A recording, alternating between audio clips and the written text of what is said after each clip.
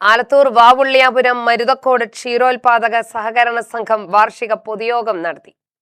വെള്ളിയാഴ്ച രാവിലെ മരുതക്കോട് സഹകരണ സംഘം ഹാളിൽ നടന്ന പൊതുയോഗം കെപിസിസി പോളിസി വിഭാഗം കൺവീനർ കെ.സി. സുബ്രഹ്മണ്യൻ ഉദ്ഘാടനം ചെയ്തു.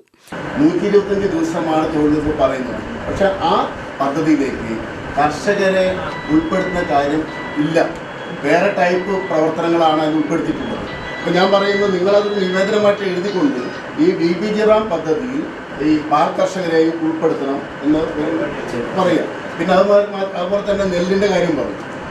ഈ ഗവൺമെൻറ് വന്നു 150 കോടി ഓൾറെഡി കൊടുത്തു. പക്ഷെ കേന്ദ്രത്തിൻ്റെ ഫണ്ട് കിട്ടണ്ടേ? കേന്ദ്രത്തിൻ്റെ ഫണ്ട് കിട്ടിയിട്ടില്ല. അതുകൊണ്ടാണ് വെയിറ്റ് ചെയ്യുന്നത്. 150 കോടി കേരളത്തിൽ പുതിയ വീട് സൈസ് മന്ത്രിസഭ വന്നപ്പോൾ 150 കോടി ഓൾറെഡി കൊടുത്തിട്ടുണ്ട്. എന്തായാലും അതിലും വലിയ വ്യത്യാസം ഉണ്ടാവില്ല.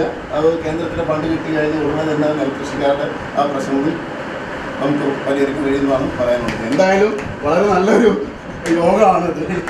കർഷകരെ സംരക്ഷിക്കുന്ന രീതിയിൽ കേട്ടോ, ഞാൻ തോറ്റ ആളാണെങ്കിലും നമ്മുടെ പാർട്ടി ഭരിക്കുന്നതുകൊണ്ട് നിങ്ങളുടെ കൂടെ ഉണ്ടാവും. എന്തൊക്കെയാണ് വരുന്നത് മന്ത്രി പാർട്ടിസോട് പാലക്കാട് വരുന്നുണ്ട്. എന്നാലും ഞാൻ തന്നെ കൊടുത്ത് നിങ്ങളുടെ നിവേദനം വളരെ നല്ല രീതിയിലാണ് കൊടുത്തതുകൊണ്ട് നമുക്കത് പരിഹാരം കാണാൻ പറ്റുന്നത്. BBG റാം പദ്ധതിയിൽ നിങ്ങൾ ഉൾപ്പെടുത്തുന്ന കാര്യങ്ങൾ നമുക്ക് എടുക്കാൻ മാത്രമാണ് സൂചിപ്പിക്കുന്നത്.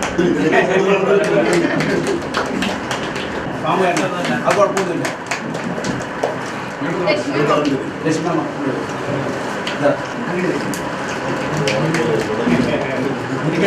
ക്ഷീരസംഘം പ്രസിഡന്റ് RN വിജയകുമാർ അധ്യക്ഷനായി.